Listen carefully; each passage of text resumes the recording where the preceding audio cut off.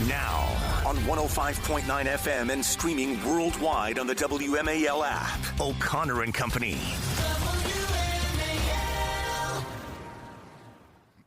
It's 7:07. It's O'Connor and Company on Friday here, where we try to make sense of and wrap up in many ways, a traumatic week in American culture, civil discord, the assassination of Charlie Kirk. And let's not forget, we began the week with the horrific, violent, bloody murder on that Charlotte light rail train, a story that we still haven't come to terms with, and that also sort of feeds into the larger question that we need to confront in this country, and whether it's okay to dehumanize people based on their skin, their ideology, their political affiliation, or for anything. That's what we're facing, Patrice. And in our conversation with Mark Hemingway now, we'll help that out. By the way, we've got a lot of guests coming up, including at 8:35, Governor Glenn Youngkin of Virginia. Good morning, Patrice.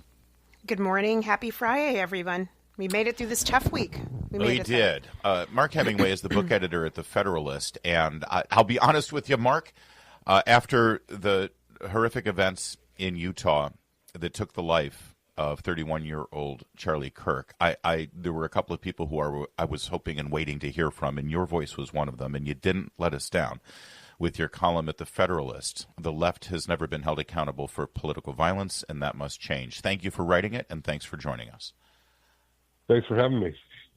So explain your thesis here, because you say that the left has never been held accountable for political violence, and there are going to be a lot of people who will reflexively get defensive, get into a crouch, and say, what the hell are you talking about? Well, look, I want to be clear here. I mean, I don't think that that the average Democrat voter wants anything to do with this. I mean, I think they largely share the same values as, Republican voters in terms of, not wanting political violence, believing in free speech, and, the importance of that, and a lot of other things. But the reality is that the left in this country, as an ideological force, and to some extent complicit with Democratic leadership, has engaged in violence as a political tool. I talk about this in the piece. You go back to the 1960s and 70s. In an 18-month period from 1971 to 1972, there were 2,500 bombings in the United States, 5 a day, done by various left-wing radical groups. I mean, this is well documented. Those, bombings by left-wing groups like the Weather Underground started in the late 60s, and they continued well through the first term of Ronald Reagan's presidency in this country before it finally just sort of petered out. And that's exactly what happened. It petered out as a political movement. It was never actually stopped by law enforcement or, any sort of cultural pushback. And in fact, a lot, we knew a lot of the major figures in this movement we knew exactly who they were. They were never held accountable. One of the two biggest leaders of the Weather Underground were Bill Ayers and Bernardine Dohrn, who got jobs at the University of Chicago, where they helped launch Barack Obama's political career. Barack Obama has never been held accountable for his association with left-wing violence and being fundamentally approving of it. And it's hard to get more, important in the Democratic Party than Barack Obama. And, so you can owe your political career essentially to a left-wing terrorist who is complicit in the deaths of people. And this is not, a negative, in the Democratic Party, whereas if you look at what happened, after January 6th in this country, which is, admittedly a terrible day, the left came together, and had this just, massive countrywide response. They completely perverted the justice system to the point where nonviolent rioters were, hundreds of them were regularly getting sentences more than prosecutors asked for. They went after the political opposition. They raided Donald Trump's house in Florida on a frankly flimsy pretext. They, got together and used big tech to algorithmically, crush the advertising revenue of any right-of-center news outlet. They kicked thousands of people off of social media, and that was all in response to one, somewhat isolated outburst of right-wing violence. So, Mark, didn't even result in the death of anybody. So, Mark, let me jump in here, because where do we go? Where does political debate go from here? I mean, I think you make the argument in this piece, or maybe you do, maybe you don't, but it seems to me that the left is willing to explain away or rationalize some political violence. There'll be people who will say what happened to Charlie Kirk was wrong, and we condemn political violence, but Charlie Kirk brought it on himself by the hate speech he promoted. And if you have that but, if you add that but, to me, it crosses out everything you said before that but, and you're literally just saying political violence is justified depending on what was said and depending on who was targeted. Yeah, well, I think the response is that we have to be far less passive. I realize people have been upset, and I don't want to go down this, big spiral here where we have a situation where, half the country is constantly using whatever levers of power it has to go after the other half, which, is a frightening place to be. But at the same time, there have to absolutely be consequences. We have seen, hundreds, if not thousands, of normal people in different walks of life, school teachers, doctors, social workers out there online celebrating Charlie Kirk's death. I'm sorry, there have to be professional and personal consequences for those people. You cannot have a situation where people are allowed to publicly give support to violence. That will only beget more violence. And so, those of us who have been in workplaces where, we've tolerated, comments about, Republicans being fascists, which, again, calling Republicans fascists, which Democratic leaders do all the time, is just a pretext for crazy people out there to say, well, fascists don't deserve to live because they're evil. Never mind, are Republicans actually fascists? No one's having that debate. It's just accepted on the left. It's accepted among Democrats. And when they say this on television, people need to stop them immediately and be like, no, that is irresponsible. Advertisers, who advertise on MSNBC when people are saying this stuff need to be punished. I mean, this cannot be allowed. Look, I am all in favor of free speech. I'm all in favor of a culture of free speech. But, calls to violence and setting the pretext for violence is something that has to be pushed back on, and there has to be consequences for it. And rationalizing and explaining away violence, it normalizes it. And again, I just went on a rant in the last hour about how Republicans and conservatives and Trump and his supporters are consistently dehumanized in the media with language and with their lack of presence in the media. The fact that they're not invited into the polite conversation at the round table of Meet the Press shows you that there is this implication that is easy to infer that we don't deserve to have our voices heard, and that can very quickly lead to violence. Can we get back to January 6th for a moment? Because up until January 6th, you would hear them always say, well, look at Oklahoma City and the bombing of Oklahoma. And now they've got January 6th. I remember watching the events of January 6th, and I was angry that it was happening, of course. And part of my anger was, well, we've lost the high ground. Now that they're going to use this, no matter what happens, they're going to use this and say, well, you're just as bad. Explain to them, if they are listening right now, why January 6th is not a both sides kind of example, why this is not in any way a symmetrical comparison of the violence and the permissiveness of violence on the left that we see. Well, let's just to start, there were consequences for January 6th. Nearly everyone involved, including people that should never have been charged for just, standing on Capitol grounds at the time, were slapped with criminal charges or whatever. And but Mark, I'm sorry, but they'll immediately interrupt you like I just did and say, oh, yeah, but then Trump pardoned them, so there are no consequences. By the time Trump had pardoned them, these people had been in the criminal justice system for years at that point in time.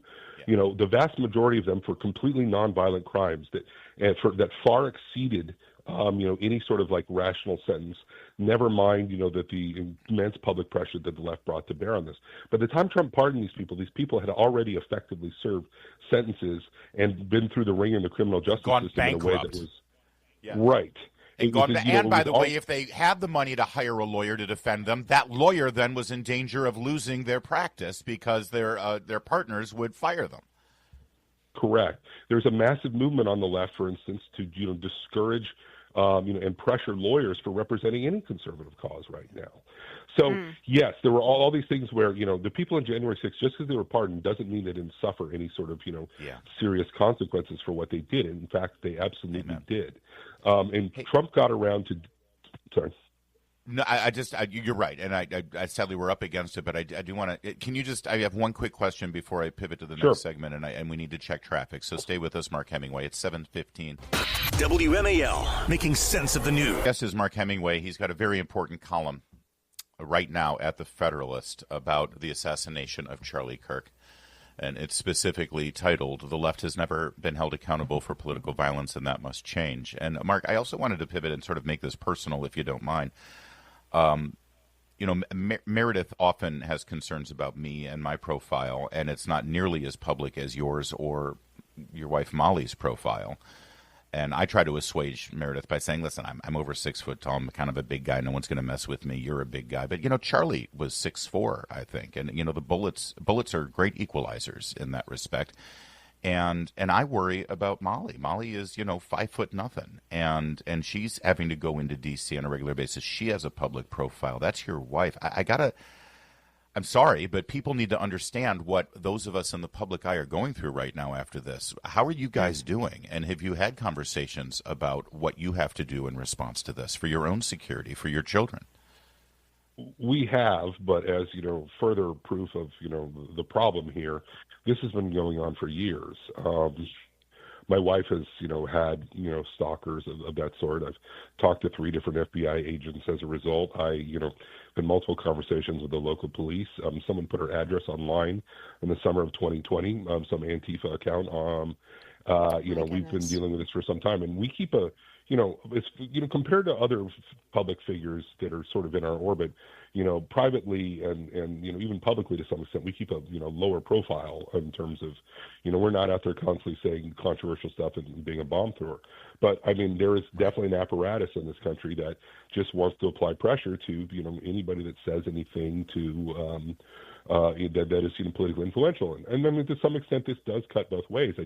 I don't think that is in any way equal. I mean, there's clearly an apparatus on the left, as we saw in the summer of 2020.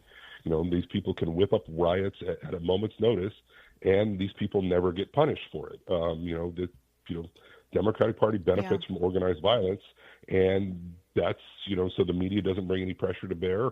There isn't any cultural pressure brought to bear, and this has just got to stop. Yeah. Mark, picking up on that thread about, violence and the threat of violence, it's meant to silence voices.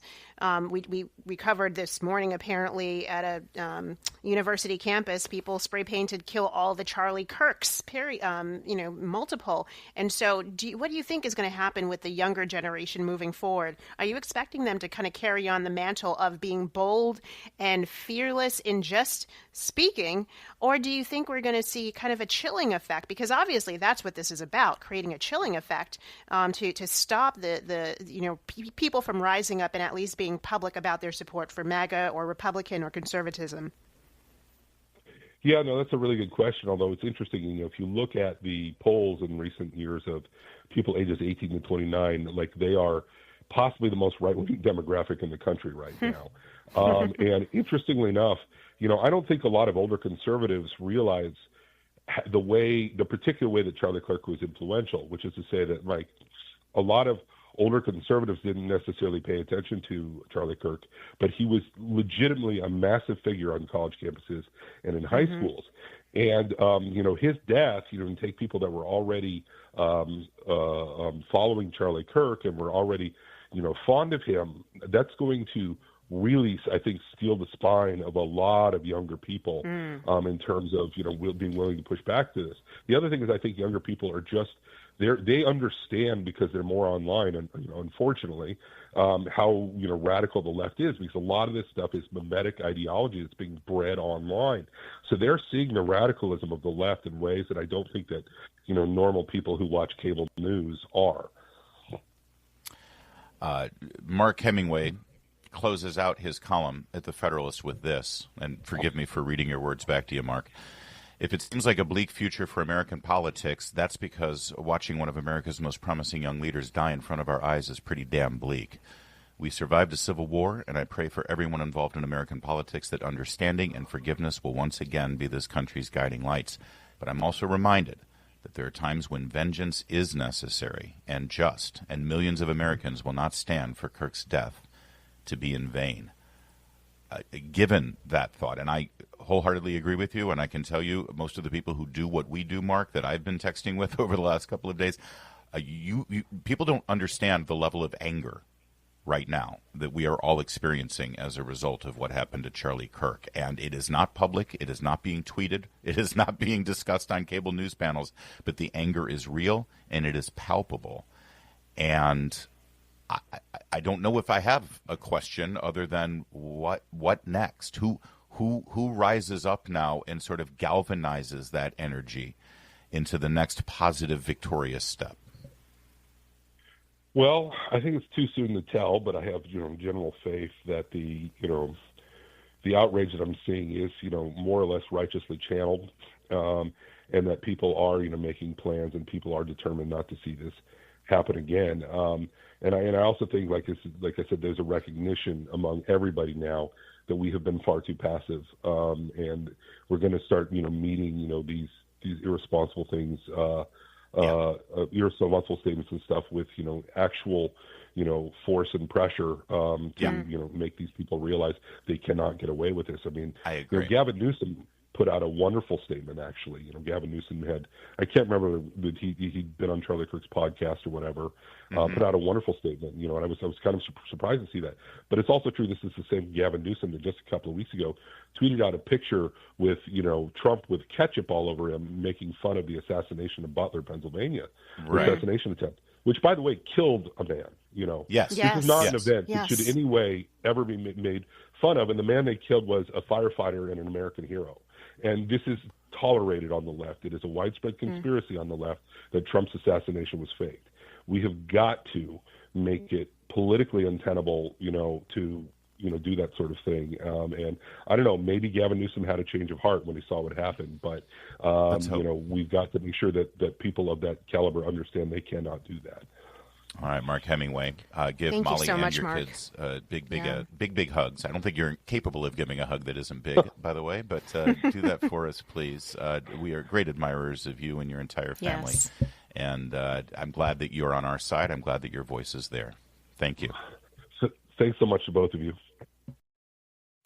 Now on 105.9 FM and streaming worldwide on the WMAL app. O'Connor and Company.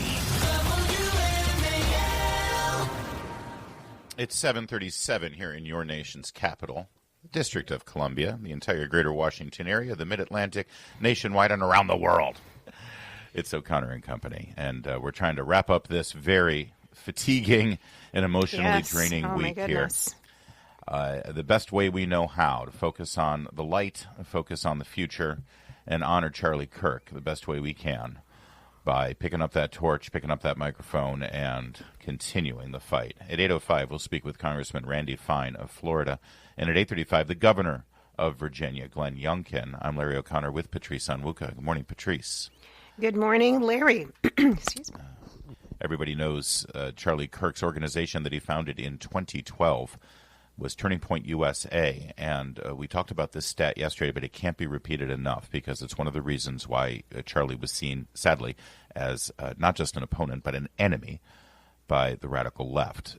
In 2023, between 2023 and 2025, young men aged 18 to 29 swung from Democrat identification to Republican identification by a factor of 44 percentage points. My in goodness. Just 2 years. There are a lot of factors involved there with COVID-19, with the pandemic, with transgender policy, with the military, national security, Trump, J.D. Vance. But Charlie Kirk and Turning Point USA was a gigantic factor in all of it.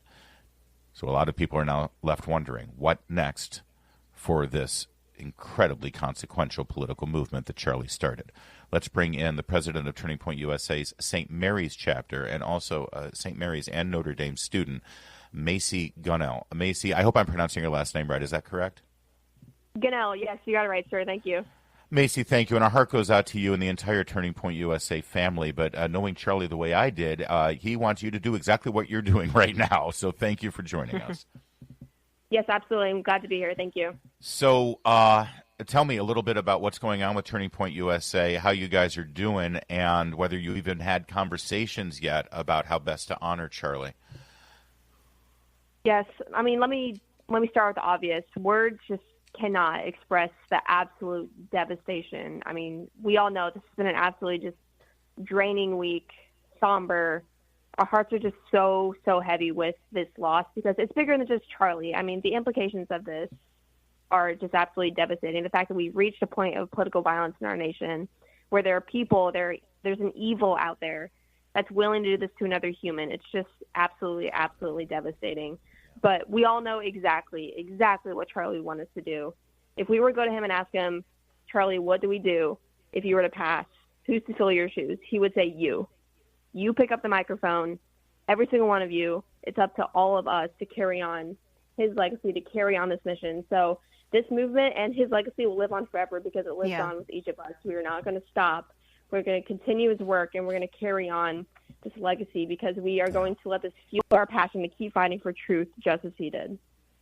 You know, Macy, it warms my heart to hear that because, you know, one of the questions that I had when we were speaking with another guest was, you know, has this created a chilling effect for not just leaders in Turning Point USA, but, you know, regular members, maybe people who, you know, stop by the table or go to meetings from time to time, but, you know, still kind of on the sidelines a little bit? Or do you think that a lot of the young people that you're texting with, you're in class with, they're like, no, I want to be even more vocal than I have been before?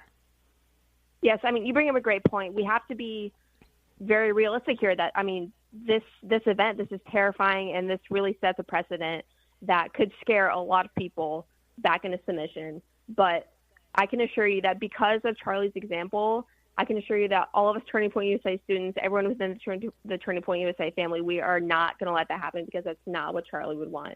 So let me make one thing absolutely clear to all those evil monsters out there, because we know there's more of them. We're not going to let you silence us. These evil demons are out there, and they want to scare us. They want to scare us into submission, but we are not going to let that happen because that's the last thing Charlie would ever want. This movement does not end with him. There are thousands upon thousands of young warriors across the nation who will continue his work and carry on this legacy. And we're not going to be scared into submission. We're not going to be silenced because it's the last thing Charlie would ever want of us. We're speaking with Macy Gunnell. She's the president of a Turning Point USA chapter. And sorry, you're inspiring me, Macy, so I'm getting a little emotional. I got a message from an old friend of mine, actually. I went to high school with her, and her two boys are attending college in North Carolina. And she sent me this message. They loved Charlie. They were inspired by Charlie. She said, he and his friends are inconsolable. Their biggest fear is being killed for their values and beliefs. They don't feel like they can attend their candidates' events or speak up without fear of death. It used to be a fear of being judged or someone grabbing their hat or getting into a fight. Now they fear being killed. They're angry and they want accountability, not just for Charlie's death, but for all the corruption and violence. Macy, I was moved to tears when I heard about that because it didn't even occur to me that all of the young people like you and the people that you are now inspiring on college campuses, that they saw what happened to Charlie and immediately say, that could be me, and now they're afraid. Are you hearing that?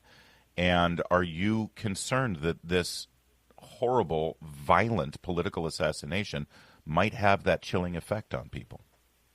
Yes, absolutely. I mean, I'm hearing this. I'm thinking it myself because we look at that event and we all say, I mean, that could be any of us at any time, any outspoken conservative, because again, the movement and this legacy is more than just Charlie. I mean, there are genuinely evil monsters out there who want. Well, I'll tell you, Macy, if you were my daughter, I would call you and say, I love you, I respect you, I think you're great, but please, if your public profile puts you in danger, there's bigger things in life. I want you to be a mother. I want you to, live a long life. I mean, that's what a father's instinct would be.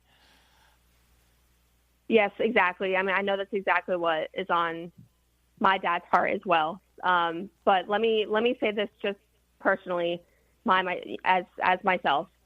If this movement, if this country, and if my God and His truth means death, I'm willing to die for this country. I'm willing to die for my God, and I'm willing to die for the truth. That's the fire that has been lit in me. That is the fire that this has lit in so many students across the nation, because we know how important the truth and we know how important our God and our country is. We are not going to let anyone scare us into silence. That's exactly what that shooter wanted. That's exactly what Thomas Crooks wants. That's exactly what all these evil perpetrators want out there. We are not going to let that happen. It is absolutely terrifying what we have to deal with, and it's so devastating, that truth. But we have to face evil with good, and we cannot do it silenced. Beautiful, beautiful Macy Gunnell, who, by the way, was an intern this summer at the White House. So she's got a bright future ahead of her. And you represent Turning Point USA. You represent Charlie perfectly. Don't be a stranger. You, we want to hear from honor. you more often, please. We want to hear from you again. It is yes, absolutely. Thank you.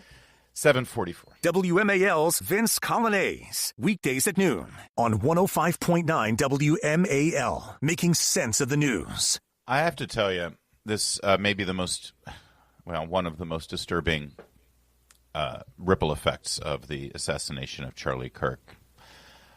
People are celebrating this death, Patrice. Yeah, I've seen it, yes. And we're talking about people, not just some anonymous random people on TikTok. I mean, people who work for the Secret Service. You work for the Secret Service. Your job is to protect people from assassination.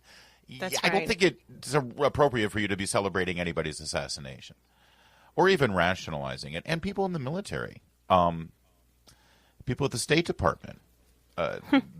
Sean Parnell, spokesperson for the War Department, and also Marco Rubio's State Department have issued statements now saying that it will not be accepted and will not be tolerated. Secretary of War Pete Hegseth responded to incidents of U.S. military personnel celebrating the murder of Charlie Kirk, warning the department was tracking everyone engaging in such behavior. Sean Parnell's statement says it's unacceptable for military personnel and Department of War civilians to celebrate or mock the assassination of a fellow American. State Department has warned visa holders, if you are a foreigner and you're in this country through our generosity, that if you glorify violence or celebrate the Charlie Kirk shooting, your visa will be revoked. And that's, a bare minimum of what should be done here. What is wrong with people? I have to tell you, Patrice, it hit me yesterday. I try not to personalize the news as much as possible, but it is so sobering to realize that if I were murdered, people would celebrate my death because of my job. Yeah. That you just said in a conversation that my husband and I had yesterday, and I said to him, I go out there, I go to college campuses, I speak all the time, and people will rationalize someone shooting me because I'm conservative, or I say things that I say what I call the truth, and they call hate, and they're rationalizing murder against someone like you, someone like me, just because we think differently. And, we've been having, I'm glad you asked Mark Hemingway about this, with Molly's very public profile. I mean, these are the conversations that folks like you guys, and a little bit my limited extent, but you start to hold your children close. When I get a text message from a neighbor who wants to pick up my kids, I'm like, do I really want you to pick up unfortunately, these are the consequences that we have to live with. But I am glad to see the federal government, these agencies, whether it's the Department of State or Department of War, cracking down on people celebrating this violent rhetoric, because, this is the only way to stop it, for there to be consequences.